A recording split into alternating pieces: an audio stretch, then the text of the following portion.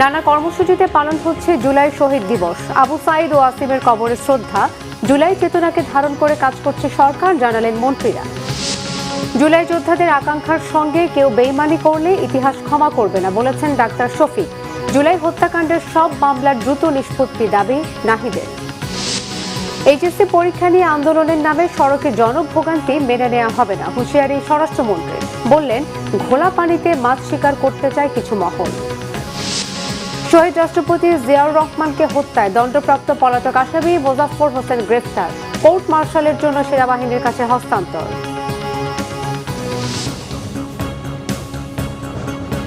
দেখছিলেন সংবাদ শিরোনাম। ঐতিহাসিক জুলাই শহীদ দিবস। মুক্তিযুদ্ধ বিষয়ক মন্ত্রী আহমেদ আজম খান বলেছেন, জুলাই চেতনাকে ধারণ করে সরকার দেশ পরিচালনা করছে।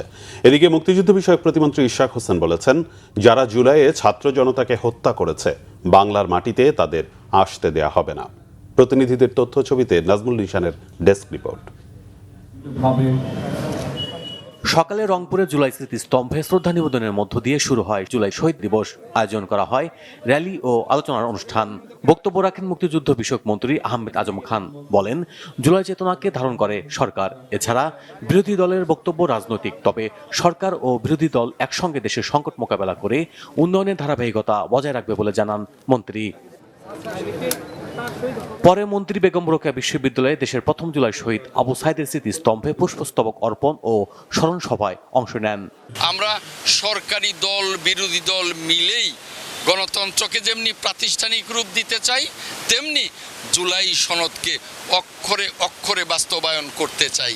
এখন বিরোধী দল মাঝে মধ্যে যে মেঠু বক্তৃতা করেন, সেটা তো তাদের রাজনৈতিক বক্তব্য। আমরা কিন্তু সংসদে সেভাবেই কথা বলি এবং সংসদকে কার্যকর করবার জন্যে এবং জুলাই সনদ বাস্তবায়ন করবার জন্যে আমরা অঙ্গীকারাবদ্ধ। এছাড়া অনুষ্ঠানে অংশ নেন বিভিন্ন সংগঠনের নেতাকর্মী সহ বিভিন্ন পেশাজীবীরা। এদিকে শহীদ ওয়াসিম আকরামের দ্বিতীয় মৃত্যুবার্ষিকী উপলক্ষে কক্সবাজারের পেকুয়ায় শহীদ ওয়াসিমের কবর জিয়ারত করেন মুক্তিযুদ্ধ বিষয়ক প্রতিমন্ত্রী ইশরাক হোসেন। কবর জিয়ারত শেষে প্রতিমন্ত্রী বলেন, যারা জুলাইয়ে ছাত্র জনতাকে হত্যা করেছে বাংলার মাটিতে তাদের আসতে দেওয়া হবে না। ইশরাক হোসেন বলেন, দেশের বাইরে থেকে যতই হুঙ্কার দিক না কেন, জনগণ ফাঁসি দড়ি নিয়ে দাঁড়িয়ে আছে। খুনি হাসিনার সময় সকল হত্যাকাণ্ডের সাথে যারা জড়িত সকলের বিচার হোক, এটা আমি মনে প্রাণে চাই এবং আমি এটার জন্য কাজ করে যাব। আমরা যারা ফ্যাসিবাদ বিরোধী আন্দোলনে সংগ্রাম করেছি, লড়াই করেছি এবং আমাদের ভাইদের যারা হত্যা করেছে তারা যদি আবার কোনো দিনও বাংলাদেশের মাটিতে এসে রাজনীতি করা তো দূরের কথা, বাংলাদেশের মাটিতে পা রাখা মাত্রই আমরা সেখানে জনগণকে সাথে নিয়ে এই ফাঁসির রায় কার্যকর করার জন্য যা করণীয় সকল কিছুই করব। অন্যদিকে বিদ্যুৎ, জ্বালানি ও খনিজ সম্পদ প্রতিমন্ত্রী অনিন্দ্য ইসলাম অমিত বলেছেন, জুলাই কারো একক সম্পত্তি নয়, সকলের সমন্বিত প্রচেষ্টায় ফ্যাসিস্ট হাসিনার পতন হয়েছে। তারেক রহমানের সরকার জুলাই আন্দোলনে শহীদ ও ক্ষতিগ্রস্ত প্রতিটি পরিবারের পাশে দাঁড়াবে। জুলাই শহীদ দিবস উপলক্ষে খাগড়াছড়ি জেলা প্রশাসনের কার্যালয়ে আয়োজিত আলোচনা সভায় একথা বলেন তিনি। আমরা নতুন বন্দোবস্ত চাই, আমরা বৈষম্যহীন সমাজ ব্যবস্থা কায়েম করতে। Bangla vision news desk. বিরোধী দলীয় নেতা ও জামাতের আমির ডাক্তার শফিকুর রহমান বলেছেন, জুলাই যোদ্ধাদের আকাঙ্ক্ষার সঙ্গে কেউ বেইমানি করলে ইতিহাস তাদের কখনোই ক্ষমা করবে না। রাজধানীতে জুলাই শহীদ দিবসের আলোচনায় এসব কথা বলেন তিনি। বিভিন্ন পক্ষ অভ্যুত্থানকে ভুলিয়ে দেবার চেষ্টা করছে অভিযোগ করে জামাতের আমির বলেন, তা কখনো হতে দেয়া হবে না। গণভোট নিয়ে সংকটের সমাধান সংসদে না হলে রাজপথে হবে বলে হুঁশিয়ারি দেন জামাত আমির।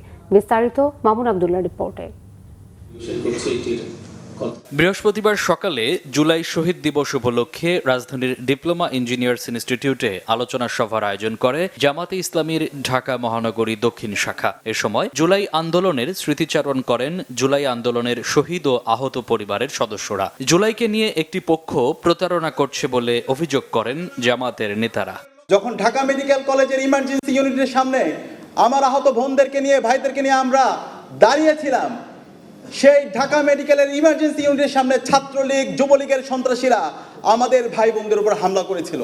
আজও পর্যন্ত আমাদের শহীদের পরিবারদের পাশে বাংলাদেশ জামাত ইসলাম ছাড়া আর কেউ আমাদের পাশে এভাবে আগায় আসে নাই। জুলাই জাদুঘরের ইতিহাসকে বিকৃতি করার কোন চক্রান্ত ষড়যন্ত্র আমরা বাস্তবায়ন হতে দেব না। আলোচনা সভায় যোগ দিয়ে দলের আমির ও সংসদের বিরোধী দলীয় নেতা ডাক্তার শফিকুর রহমান অভিযোগ করেন, নানা পক্ষ জুলাই অভ্যুত্থানকে ভুলিয়ে দেবার চেষ্টা করছে। জামাত তা কখনোই হতে দেবে না। সংবিধান সংশোধন কমিটি নামে কোনো কমিটি কোনো বিধিতে কোনো সংবিধানে আছে কিনা? যদি না থাকে তো এটা কেন? এটা হচ্ছে জুলাইকে ভুলিয়ে দেওয়া, এটা হচ্ছে গণভোটকে ভুলিয়ে দেওয়া। আমরা পরিষ্কার প্রতিবাদ করে ওয়াকআউট করেছি। আপনারা জনগণের রায়কে অপমান করতে চান, করেন, জনগণ সেইটা বিচার করবে। আমরা জনগণের সাথে আছি, তাদের রায়ের পক্ষে আছে, লড়ে যাব, লড়াই করতেই থাকবে। বিরোধী দলীয় নেতা বলেন, জুলাইয়ের সবচেয়ে বড় চাহিদা ছিল রাষ্ট্র সংস্কার। গোজামিল দিয়ে সেই সংস্কারকে ভুলিয়ে দেওয়া হচ্ছে বলে অভিযোগ তার। কথা বলেন ২৬-এর নির্বাচন নিয়েও।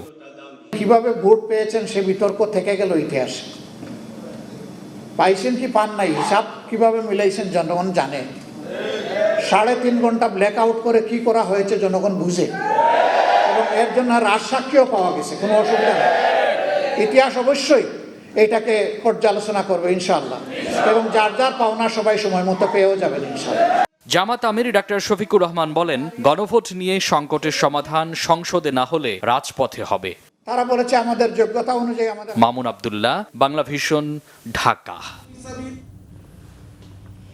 বিরোধী দলীয় চিফ হুইপ ও এনসিপির আহ্বায়ক নাহিদ ইসলাম বলেছেন, শহীদ আবু সাঈদ হত্যা মামলার রায় কার্যকর সহ জুলাই হত্যাকাণ্ডের সব মামলার দ্রুত নিষ্পত্তি চায় জনগণ। বৃহস্পতিবার দুপুরে দেশের প্রথম শহীদ রংপুরের আবু সাঈদের কবর জিয়ারত করেন এনসিপির আহ্বায়ক। এ সময় তিনি অভিযোগ করেন, জুলাই গণ অভ্যুত্থানের ৩ মূল দাবি বিচার, সংস্কার ও নির্বাচন। এর মধ্যে শুধু নির্বাচন সম্পন্ন হয়েছে, বিচার ও সংস্কার এখনো বাস্তবায়িত হয়নি। একই সঙ্গে গণভোটের রায় ও জুলাই সনদ বাস্তবায়নে সরকারের আন্তরিকতা নিয়েও প্রশ্ন তোলেন তিনি। মানুষ গণভোটের পক্ষে, হ্যাঁ পক্ষে রায় দিয়েছে, কিন্তু বর্তমান সরকার সেই রায়ের সাথে বিশ্বাসঘাতকতা করেছে, প্রতারণা করেছে, এবং সেই গণভোটের রায় তারা কার্যকর করছে না। জুলাই সনদ তারা মুখে মুখে কার্যকর করবে বলছে, এটা তাদের কেবলই মৌখিক প্রতারণা। তারা ৩১ দফার সাথে প্রতারণা করেছে। তারা বলেছিল সংবিধান সংস্কার কমিশন করবে, সেটি তারা করে নাই। ফলে আমরা আশা করব এই ১৬ই জুলাই শুধু জুলাই শহীদ দিবস পালন করলেই হবে না, আবু সাঈদকে মুখে মুখে স্মরণ করলেই হবে না। গণভোটের যে গণরায়, সেই রায়ের আলোকে রাষ্ট্র সংস্কার করতে হবে, এবং এদেশের যেই দুর্নীতি, বৈষম্য দূর করে আমাদের নতুন বাংলাদেশ গঠন করতে হবে। জাতীয় ও আন্তর্জাতিক যুব দিবস ১২ই আগস্ট একত্রে উদযাপনের পরিবর্তে ১২ই আগস্ট আন্তর্জাতিক যুব দিবস এবং ১লা নভেম্বর জাতীয় যুব দিবস উদযাপনের প্রস্তাব অনুমোদন করেছে মন্ত্রিসভা। বৃহস্পতিবার প্রধানমন্ত্রী তারেক রহমানের সভাপতিত্বে মন্ত্রিপরিষদের বৈঠকে এই প্রস্তাব অনুমোদন করা হয়। এ সময় স্থানীয় সরকার মন্ত্রী মির্জা ফখরুল ইসলাম আলমগীর, স্বরাষ্ট্রমন্ত্রী সালাউদ্দিন আহমদ, অর্থ ও পরিকল্পনা মন্ত্রী আমির খসরু মাহমুদ চৌধুরী সহ মন্ত্রিপরিষদের সদস্যরা উপস্থিত ছিলেন। যুব ক্রীড়া মন্ত্রণালয় প্রতি বছর ১লা নভেম্বর জাতীয় যুব দিবস এবং ১২ আগস্ট আন্তর্জাতিক যুব দিবস উদযাপন করত। অন্তর্বর্তী সরকারের মেয়াদে জাতীয় ও আন্তর্জাতিক যুব দিবস একত্রে একই দিনে ১২ই আগস্ট উদযাপনের সিদ্ধান্ত নেওয়া হয়। কিন্তু ২০২৫ সালে উভয় দিবস ১২ই আগস্ট একত্রে উদযাপনকালে বর্ষাকাল হয় দিবসটি উপলক্ষে যুব র্যালি, যুব সমাবেশ এবং যুব মেলা সফলভাবে আয়োজন করা সম্ভব হয়নি। এতে যুব উদ্যোক্তারা তাদের উৎপাদিত পণ্য প্রদর্শন ও বিক্রি করতে অসুবিধার সম্মুখীন হন। সামগ্রিক বিষয় বিবেচনায় দিবস দুটি আলাদাভাবে উদযাপনের প্রস্তাব অনুমোদন করল মন্ত্রিপরিষদ।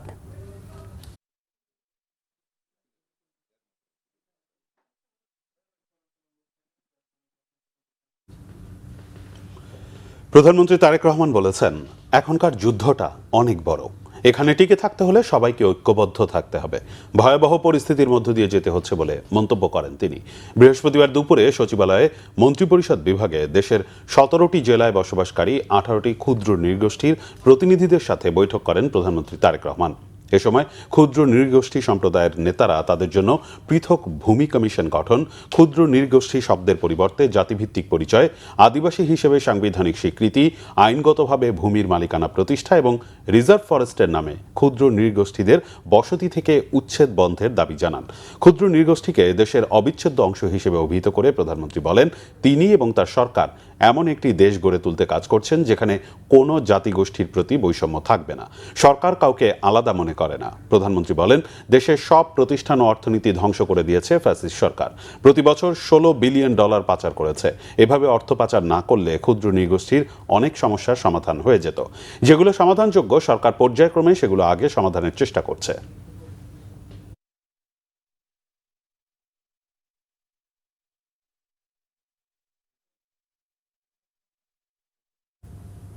স্থানীয় সরকার মন্ত্রী ও বিএনপি মহাসচিব মির্জা ফখরুল ইসলাম আলমগীর বলেছেন, দেশের রাজনীতিতে ধর্ম নিয়ে বিভাজনের চেষ্টা চলছে, বারবার আঘাত হানার চেষ্টা করছে অপশক্তি। সেই চেষ্টা এখনো শেষ হয়নি। সবাইকে ঐক্যবদ্ধ থাকার আহ্বান জানিয়ে তিনি বলেন, ধর্মকে কেন্দ্র করে বিভাজনের রাজনীতি নয়, সবার অংশগ্রহণে উন্নত বাংলাদেশ গড়াই সরকারের লক্ষ্য। আহমেদ সরানের রিপোর্ট। শ্রী জগন্নাথ দেবের রথযাত্রা মহা উৎসবের আয়োজন করে আন্তর্জাতিক কৃষ্ণ ভাবনামৃত সংঘ ইসকন। বৃহস্পতিবার রাজধানীর স্বামীবাগে ইসকন মন্দিরে এই রথযাত্রার উদ্বোধনী অনুষ্ঠানে যোগ দেন স্থানীয় সরকার মন্ত্রী ও বিএনপি মহাসচিব মির্জা ফখরুল ইসলাম আলমগীর। এতে মির্জা ফখরুল ইসলাম আলমগীর বলেন, শহীদ রাষ্ট্রপতি জিয়াউর রহমানের বাংলাদেশী জাতীয়তাবাদের দর্শন এবং দেশনেত্রী বেগম খালেদা জিয়ার রাজনৈতিক আদর্শ অনুসরণ করেই বর্তমান সরকার সব ধর্মের মানুষের সম অধিকার ও উন্নয়নে কাজ করছে। আমরা ধর্মীয়ভাবে কোনো বিভাজন সৃষ্টি করতে চাই না। আমরা সকলকে নিয়ে কাজ করে সামনের দিকে এগিয়ে যেতে চাই। দুর্ভাগ্য আমাদের, আমরা 1971 সালের স্বাধীনতা যুদ্ধে আমরা যখন একসাথে যুদ্ধ করে লড়াই করে হিন্দু, মুসলমান, বৌদ্ধ, খ্রিস্টান এই দেশটা স্বাধীন করেছিলাম, সেই যে বোধ, সে বোধটাকে একটা বিশেষ অপশক্তি বারবার আঘাত করার চেষ্টা করেছে। আজকেও সেটা একটু আছে। এখানে আমাদের সকলকে এক হতে হবে, প্রতিরোধ গড়ে তুলতে হবে এবং সেই জন্যে আমাদেরকে ঐক্যবদ্ধভাবে কাজ করতে হবে। মির্জা ফখরুল বলেন, সরকার ফ্যামিলি কার্ড ও কৃষক কার্ড চালুর পাশাপাশি সব ধর্মীয় প্রতিষ্ঠানের দায়িত্বশীলদের জন্য ভাতার ব্যবস্থা করেছে।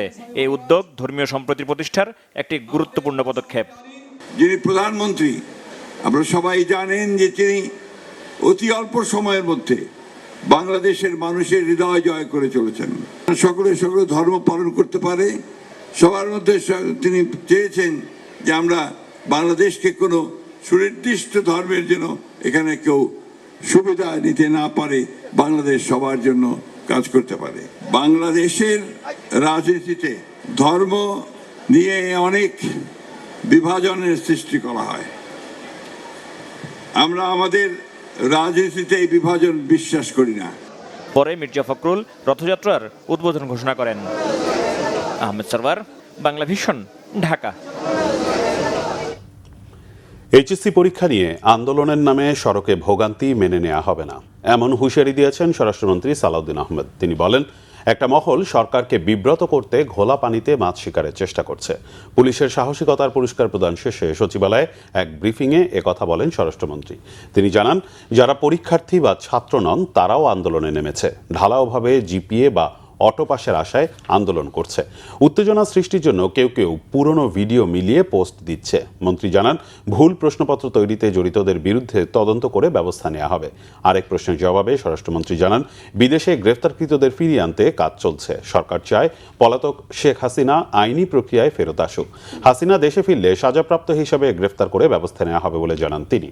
মন্ত্রী জানান, জুলাই আন্দোলনে শহীদদের সংখ্যা প্রায় 1,500 বলা হলেও এ সংখ্যা প্রায় 2,000। আন্দোলনের নামে পরীক্ষার্থীদের বিশৃঙ্খলা সহ্য করা হবে না বলে হুঁশিয়ারি দেন তিনি।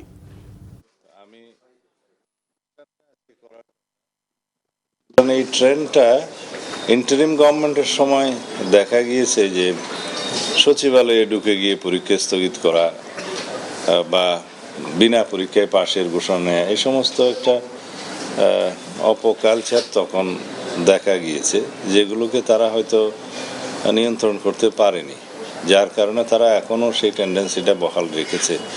তবে তাতে করে আমরা শিক্ষার মান ক্ষুণ্ণ হোক এরকম কোনো বিষয়ে আমরা অ্যালাউ করব না। 1981 সালের 30 মে চট্টগ্রাম সার্কিট হাউসে তৎকালীন রাষ্ট্রপতি ও বিএনপির প্রতিষ্ঠাতা জিয়াউর রহমানকে হত্যার ঘটনায় দণ্ডপ্রাপ্ত পলাতক আসামি মোহাম্মদ মোজাফফর হোসেনকে গ্রেফতার করেছে আইনশৃঙ্খলা বাহিনী।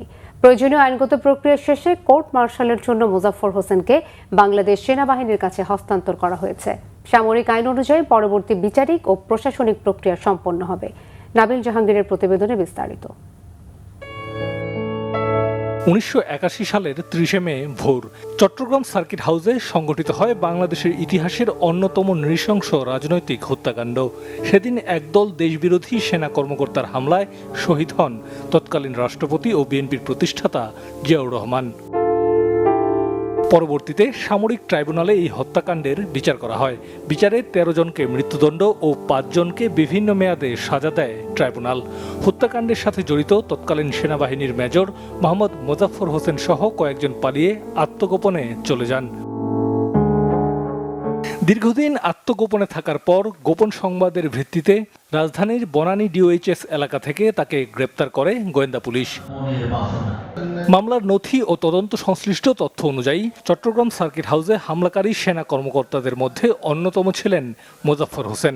হামলার সময় তিনিই প্রথম জিয়াউর রহমানকে শনাক্ত করেন এবং তার উপরে গুলি চালান। তৎকালীন জিওসি মেজর জেনারেল আবুল মঞ্জুরকে হত্যাকাণ্ডের খবরও জানান মোজাফফর হোসেন। 4 দশকেরও বেশি সময় ধরে পলাতক থাকার পর এই গ্রেপ্তারকে মামলার রায় বাস্তবায়নের ক্ষেত্রে গুরুত্বপূর্ণ অগ্রগতি হিসেবে দেখছেন সংশ্লিষ্টরা। বাংলাদেশের ইতিহাসে অন্যতম আলোচিত এই হত্যাকাণ্ডের ৪৫ বছর পর দণ্ডপ্রাপ্ত এক পলাতক আসামির গ্রেপ্তার মামলার বিচার কার্যকর প্রক্রিয়ায় নতুন গতি আনবে বলেও মনে করছেন সংশ্লিষ্টরা। নাবিল জাহাঙ্গীর, বাংলা ভিশন, ঢাকা। প্রিয় দল আর্জেন্টিনা, প্রিয় তারকা মেসির জয়।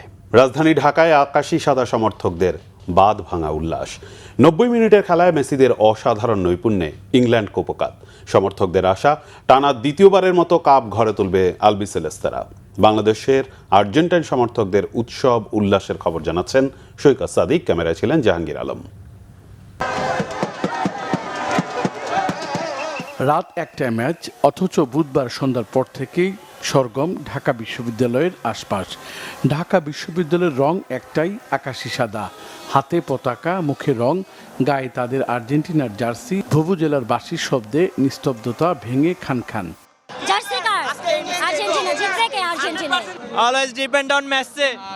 বিশ্ববিদ্যালয়ের শিক্ষার্থীরা ছিলেন তাদের উৎসবে সামিল হাজারো সাধারণ মানুষ। বড় পর্দায় খেলার আমেজটাই যে আলাদা। ইংল্যান্ডের গোল, পিছিয়ে প্রিয় দল, চোখে মুখে আশঙ্কার কালো ছায়া। 84 মিনিটে ম্যাজিক, সমতায় মেসিরা। মহসিন হলের মাঠ জুড়ে স্বস্তি। ডেডলক ভেঙেছে, আর্জেন্টিনা আরমুরা দিয়ে জেগেছে। লিড নিতে সময় লাগলো মিনিট 7। আর্জেন্টিনা ভক্তরা নিশ্চিত ফাইনালে যাচ্ছেন মেসিরা। বারবার আর্জেন্টিনা লেখে প্রত্যাবর্তনের গল্প। আর্জেন্টিনার এমন পারফরমেন্স সমর্থকদের জন্য আসলেই রূপকথা। আমরা খুবই খুশি, খুবই খুবই। মামা ব্রাজিল কাঁদতেছে, মামা সিরিয়াসলি কান্না করতেছে, কান্না করতেছে। আমরা চ্যাম্পিয়ন, চ্যাম্পিয়ন, চ্যাম্পিয়ন, জয় হব আমরা। তো ভালো তো লাগবে। মেসি না পাইলে কি হইছে? এই ফাইনালে মেসি পাবে, ফাইনাল কাপটা মেসি নিয়ে যাবে। এই এক্সপেকটেশন নিয়ে আসছিলাম যে আমরা আজকে জিতেই যাব। তো finally we are win, so we are so happy. শেষ বাঁশি বাজলো, উল্লাস আর উৎসবে রঙিন তখন বিশ্ববিদ্যালয় চত্বর, যেন একখণ্ড বুয়েন্স আয়ার্স। ফাইনালে উঠেছে প্রিয় দল, প্রিয় তারকার হাতে আরও একবার দেখা চাই শিরোপা। মেসি কোনো অভিনেতা না, এই মেসি অভিনেতা। ল্যাটিন আমেরিকার ফুটবলের সৌন্দর্য, যেভাবে মাত্র 7 মিনিটের ব্যবধানে 2-2টা গোল দিয়ে কামব্যাক করে যেভাবে জিতে এসেছে, সত্যিকার অর্থে আর্জেন্টিনা ফাইনালে আসার কারণে মানুষ একটা বিশ্বকাপ দেখবে। ইংল্যান্ড আসলে ইউরো কাপ দেখতো। সব বাধা পেরিয়ে শেষ ধাপে আর্জেন্টিনা টানা 2বার শিরোপার একেবারে খুব কাছে। আর্জেন্টিনার সেই স্বপ্ন নিয়ে ঘরমুখো হাজারো দর্শক। সৈকত সাদিক, বাংলা ভিশন, ঢাকা। জাতীয় সংসদের চিফ হুইপ নুরুল ইসলাম মনি বলেছেন, সবাই মিলে স্বাধীনতা যুদ্ধ করে বাংলাদেশকে স্বাধীন করা হয়েছে। দেশে কোনো সংখ্যালঘু নেই। এছাড়া এদেশে কোনো মৌলবাদেরও স্থান নেই। ধামরাইয়ের কায়েতপাড়ায় যশোর মহাদেবের যশোর মাধবের রথ উৎসবের উদ্বোধনী অনুষ্ঠানে প্রধান অতিথির বক্তব্যে তিনি কথা বলেন। চিফ হুইপ বলেন, পলাতক সরকার বিভিন্নভাবে সুকৌশলে বিভেদ সৃষ্টি এবং মৌলবাদী ট্যাগ দিয়ে সাম্প্রদায়িক দাঙ্গা বাঁধানোর চেষ্টা করত। দুর্নীতিতে তার সরকার ও পরিবার জড়িত ছিল তা প্রমাণিত বলেও জানান চিফ হুইপ। অনুষ্ঠানে বিশেষ অতিথি হিসেবে উপস্থিত ছিলেন ঢাকা 20 আসনের সংসদ সদস্য মোহাম্মদ তামিজউদ্দিন, সংরক্ষিত নারী আসনের সংসদ সদস্য সুলতান আহমেদ এবং ঢাকা জেলা পরিষদের প্রশাসক মোহাম্মদ ইয়াসিন ফেরদৌস মুরাদ সহ অন্যরা। 400 বছরের পুরনো ঢাকার ধামরাইয়ের শ্রী শ্রী যশোর মাধবের রথযাত্রা ঘিরে শুরু হয়েছে মাসব্যাপী কুটির শিল্প মেলা।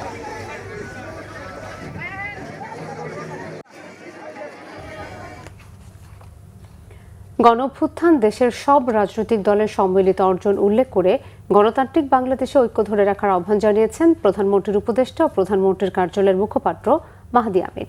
তিনি বলেন, জনগণের অধিকার প্রতিষ্ঠা এবং নির্বাচনের আকাঙ্ক্ষা বাস্তবায়নে বিএনপি কাজ করে যাচ্ছে। বৃহস্পতিবার ঢাকা রিপোর্টার্স ইউনিটের ফল উৎসবে এসব কথা বলেন তিনি। মাহদি আমিন বলেন, ফ্যাসিবাদ বিরোধী আন্দোলনে গণমাধ্যম গুরুত্বপূর্ণ ভূমিকা রেখেছে।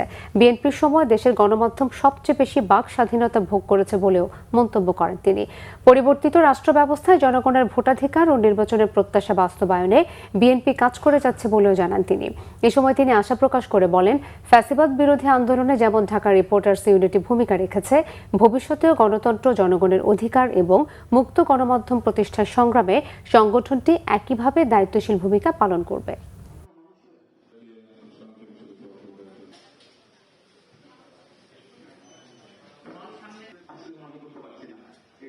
আমরা সেই বাংলাদেশ দেখেছিলাম যখন রাস্তার দিনমজুর, হকার কিংবা রিক্সা চালক, গার্মেন্টস শ্রমিক, কৃষক সব শ্রেণীর প্রান্তিক পর্যায়ে তৃণমূলের মানুষ এক হয়েছিল ফ্যাসিবাদের পতনের জন্য। আমরা বলি ছাত্র জনতার গণঅভ্যুত্থান, কারণ সেদিন বাংলা মিডিয়াম, ইংলিশ মিডিয়ামের ছাত্রছাত্রীরা, প্রমূলমুখী সেই শিক্ষার্থীরা, মাদ্রাসা কলেজের শিক্ষার্থীরা, পাবলিক প্রাইভেট বিশ্ববিদ্যালয়ের শিক্ষার্থীরা সবাই এক হয়ে তুলেছিল।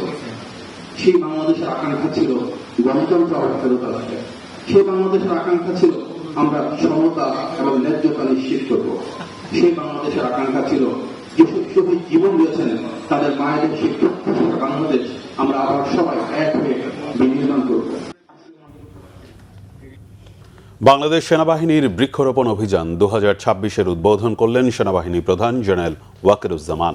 বৃহস্পতিবার ঢাকা সেনানিবাসে নির্ঝর আবাসিক এলাকায় গাছের চারা রোপণের মাধ্যমে এর শুভ উদ্বোধন করা হয়। একই সাথে দেশের অন্যান্য সব সেনানিবাস, ডিওএইচএস এবং জলসিঁড়ি আবাসন প্রকল্প এলাকাগুলোতে বৃক্ষরোপণ কর্মসূচি পালিত হচ্ছে। বৃক্ষরোপণে সাজাই দেশ, সবার আগে বাংলাদেশ, এই প্রতিপাদ্যে বাংলাদেশ সেনাবাহিনীর বৃক্ষরোপণ অভিযান আবাসন প্রকল্প এলাকার উপযুক্ত স্থানে ফলজ, বনজ ও ঔষধি প্রজাতির বৃক্ষ সহ সৌন্দর্যবর্ধক গাছের চারা রোপণ করা হবে।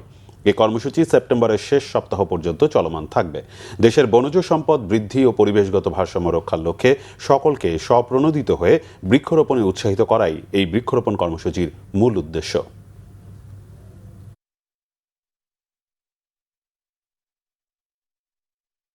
আমরা খালি বৃক্ষরোপণই করি না, বৃক্ষগুলোকে সংরক্ষণ করি, নার্চার করি এবং এর ফলে সেনানিবাসগুলোতে বৃক্ষে পরিপূর্ণ থাকে। 11,35,36,000 বৃক্ষ আমরা সারা বাংলাদেশের বিভিন্ন সেনানিবাসে, জলসিঁড়িতে আমরা রোপণ করব। এই গাছ থেকে অক্সিজেন জেনারেট হয় এবং পরিবেশের সুরক্ষা দেয়। বিপ্লবী ওয়ার্কার্স পার্টির সাধারণ সম্পাদক সাইফুল হক বলেছেন, জুলাই আগস্ট গণঅভ্যুত্থানে শহীদদের স্বপ্ন ছিল বৈষম্যহীন, গণতান্ত্রিক ও মানবিক রাষ্ট্র প্রতিষ্ঠা, কিন্তু গত 2 বছরে রাষ্ট্র সেই স্বপ্নের উল্টো পথে হাঁটছে। তার দাবি, এ সময় শোষণ, বৈষম্য, বেকারত্ব, চাকুরিচ্যুতি ও দারিদ্রতা আরও বেড়েছে। বৃহস্পতিবার রাজধানীর কেন্দ্রীয় শহীদ মিনারে শহীদ আবু সাইদ দিবস উপলক্ষে বিপ্লবী ওয়ার্কার্স পার্টির সমাবেশে এই অভিযোগ করেন সাইফুল হক। মুক্তিযুদ্ধের চেতনার মতো জুলাই গণঅভ্যুত্থানকেও কেউ বাণিজ্যে পরিণত করার চেষ্টা করছেন বলে অভিযোগ করেন তিনি। জুলাই হত্যাকাণ্ডের মামলাগুলোর তদন্তের ধীরগতি সমালোচনা করে সাইফুল হক বলেন, 87% মামলার এখনও তদন্ত ও অভিযোগপত্র দাখিল হয়নি। বর্তমান গতিতে চললে এসব মামলার তদন্ত শেষ করতে কয়েক দশক লেগে যেতে পারে, যা বিচার প্রার্থীদের জন্য অবিচারের শামিল। বন্যা ও জলাবদ্ধতায় ক্ষতিগ্রস্ত মানুষের দুর্ভোগ তুলে ধরে রাজধানীতে রাজপথে গণশুনানি শীর্ষক আলোচনা সভা করেছে আমার বাংলাদেশ পার্টি, এবি পার্টি। বৃহস্পতিবার সকালে পুরানা পল্টনের বিজয় ৭১ চত্বরে আয়োজিত কর্মসূচিতে বক্তারা বলেন, দেশের বিভিন্ন অঞ্চলে বন্যা দুর্গত মানুষ চরম সংকটে থাকলেও প্রয়োজনীয় সহায়তা নিশ্চিত হয়নি।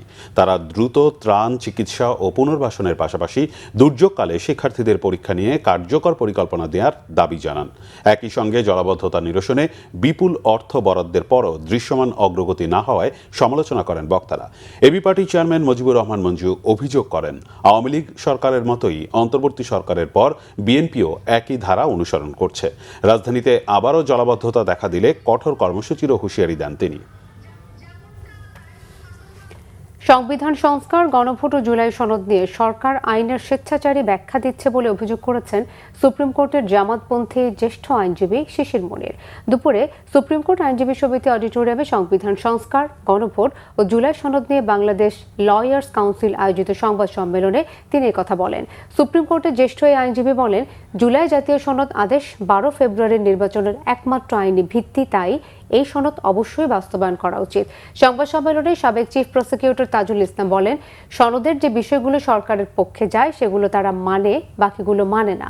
এ সময় তিনি জনগণের অভিপ্রায় জুলাই সনদ বাস্তবায়ন করে এই অনুযায়ী সংবিধান সংস্কারের দাবি জানান। ২৪ জুলাই আন্দোলন নিয়ে কেউ মিথ্যা মামলা দিয়ে হয়রানি করে থাকলে তাদের বিরুদ্ধেও ব্যবস্থা নেওয়া হচ্ছে জানিয়েছেন মহানগর গোয়েন্দা পুলিশের অতিরিক্ত কমিশনার শফিকুল ইসলাম। বলেন, জুলাই সংক্রান্ত ৫৯টি মামলা তদন্ত করছে ডিবি। সকালে ডিএমপি মিডিয়া সেন্টারে প্রেস ব্রিফিংয়ে তথ্য জানান তিনি। ডিবি প্রধান বলেন, পর্যায়ক্রমে প্রতিটি মামলার সর্বোচ্চ গুরুত্ব দিয়ে তদন্ত করা হচ্ছে। এসব মামলা নিয়ে প্রতি ১৫ দিন পর পর মিটিং করা হচ্ছে বলেও জানান তিনি। এছাড়া পুলিশ সদর দপ্তরেও মামলাগুলো নিয়ে মনিটরিং সেল আছে। প্রতিটি তথ্য উপাত্ত বিশ্লেষণ করেই মামলাগুলোর প্রতিবেদন দেওয়া হবে জানিয়ে তিনি বলেন, নিরাপরাধ কাউকে হয়রানি করা হবে না। প্রেস ব্রিফিংয়ে অনলাইন জুয়ার বিরুদ্ধে অভিযান নিয়েও কথা বলেন এই গোয়েন্দা কর্মকর্তা। বলেন, দেশে অনলাইন জুয়ার মাধ্যমে প্রতিদিন গড়ে ৮০০ কোটি টাকা লেনদেন ও পাচার হচ্ছে। এ বিষয়ে নজরদারি রয়েছে বলেও জানান ডিবি প্রধান। বিমা উন্নয়ন ও নিয়ন্ত্রণ কর্তৃপক্ষ আইডিআর এর চেয়ারম্যান মীর নাদিয়া নিভিন বলেছেন, বিমা খাতে আস্থার সংকট কাটাতে না পারলে এই খাতের অস্তিত্বই থাকবে না। বলেন, মূলত ৬-৭টি বিমা কোম্পানির কারণে পুরো খাতের ইমেজ সংকট তৈরি হয়েছে। ওইসব কোম্পানির সম্পদ অপসারণ করে আলাদা ব্যাংক অ্যাকাউন্টের মাধ্যমে গ্রাহকদের বিমার দাবি মেটানো হবে বলেও জানান তিনি। বৃহস্পতিবার রাজধানীতে আইডিআর এর সভাকক্ষে সাংবাদিকদের সঙ্গে মতবিনিময় সভা করেন প্রতিষ্ঠানটির নবনিযুক্ত চেয়ারম্যান। এ সময় আইডিআর এর চেয়ারম্যান আরও জানান, বিমা কোম্পানির কাছে মোট ৭,০০০ কোটি টাকা বিমার দাবি রয়েছে। এর মধ্যে ৪,৫০০ কোটি টাকা কেবল ৭ কোম্পানির কাছে গ্রাহকের পাওনা। বিমা খাতের সংস্কারে বড় ধরনের পরিকল্পনা নেওয়া হয়েছে জানিয়ে আইডিআর এর চেয়ারম্যান বলেন, বিমা খাতের সুশাসন নিশ্চিত করতে বর্তমান সরকার বদ্ধপরিকর। আরও কিছু খবর নিয়ে এবার একটি ডেস্ক রিপোর্ট। জুলাই গণ অভ্যুত্থান দিবস উপলক্ষে গণ অভ্যুত্থানের বিষয়ে বাংলা একাডেমি প্রকাশিত ৩টি বইয়ের পাঠ পর্যালোচনা করা হয়েছে একাডেমির কবি শামসুর রহমান সেমিনার কক্ষে। বই ৩টি হলো জুলাই গণ অভ্যুত্থানের প্রবন্ধ, জুলাই গণ অভ্যুত্থানের গল্প ও জুলাই গণ অভ্যুত্থানের ছড়া। সবাই স্বাগত বক্তব্য রাখেন বাংলা একাডেমি পরিচালক ও অতিরিক্ত সচিব সমীর কুমার সরকার। বক্তব্য রাখেন লেখক ও গবেষক শিবলি আজাদ এবং কবি ও রাজনৈতিক বিশ্লেষক তুহিন খান সহ অন্যরা। বিশ্বকাপ ফুটবল উপলক্ষে রাজধানীর বেসরকারি বিশ্ববিদ্যালয়ে আইইউবিতে ফুটবল অ্যাক্টিভিশনের আয়োজন করেছে ডাক বিভাগের মোবাইল আর্থিক সেবা নগদ। অনুষ্ঠানে নগদের রিসার্চ ক্যাম্পেইনের বিজয়ীদের হাতে পুরস্কার তুলে দেন জাতীয় ফুটবল দলের তারকা খেলোয়াড় শেখ মোরসালেন। এ সময় এমন আয়োজন নিয়ে নগদের প্রশংসা করেন শেখ মোরসালেন। বাংলাদেশে অরিজিনাল কোরিয়ান স্কিন কেয়ার পণ্য ও আধুনিক বিউটি সলিউশন নিয়ে আনুষ্ঠানিকভাবে যাত্রা শুরু করেছে কে স্কিন বিডি। রাজধানীর আন্তর্জাতিক কনভেনশন সিটি বসুন্ধরা ICCB-তে ৩ দিনব্যাপী এই আয়োজনে প্রধান অতিথি ছিলেন বাণিজ্য মন্ত্রণালয়ের সচিব এবং Dhaka chamber of commerce and ইন্ডাস্ট্রির সভাপতি।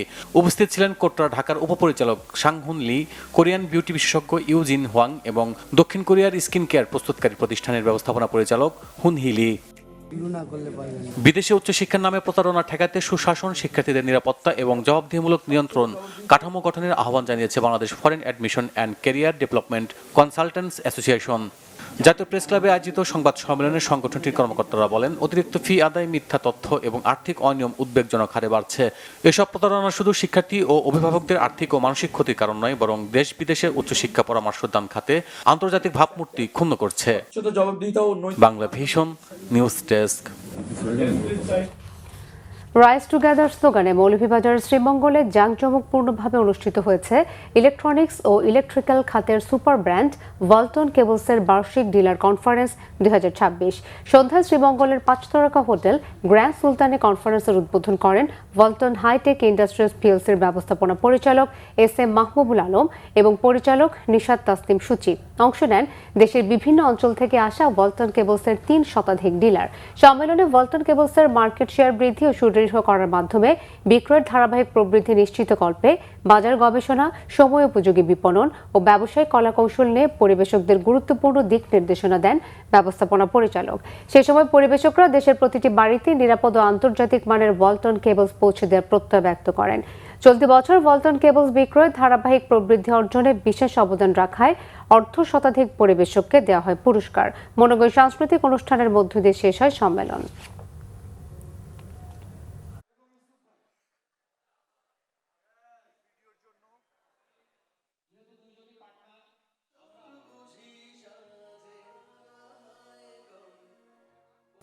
শেষ করছি সংবাদ। যাওয়ার আগে শিরোনামগুলো জানাবো আরেকবার। নানা কর্মসূচিতে পালন হচ্ছে জুলাই শহীদ দিবস। আবু সাইদ ও ওয়াসিমের কবরে শ্রদ্ধা। জুলাই চেতনাকে ধারণ করে কাজ করছে সরকার, জানালেন মন্ত্রীরা। জুলাই যোদ্ধাদের আকাঙ্ক্ষার সঙ্গে কেউ বেইমানি করলে ইতিহাস ক্ষমা করবে না, বলেছেন ডাক্তার শফি। জুলাই হত্যাকাণ্ডের সব মামলার দ্রুত নিষ্পত্তির দাবি নাহিদের।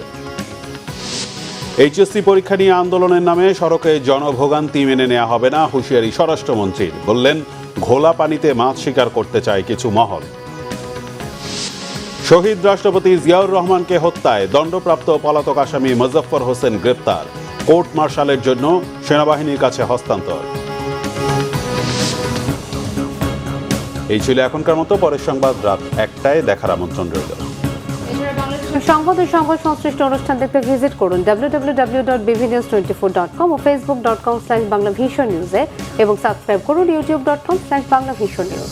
ধন্যবাদ। শুভরাত্রি। শুভরাত্রি।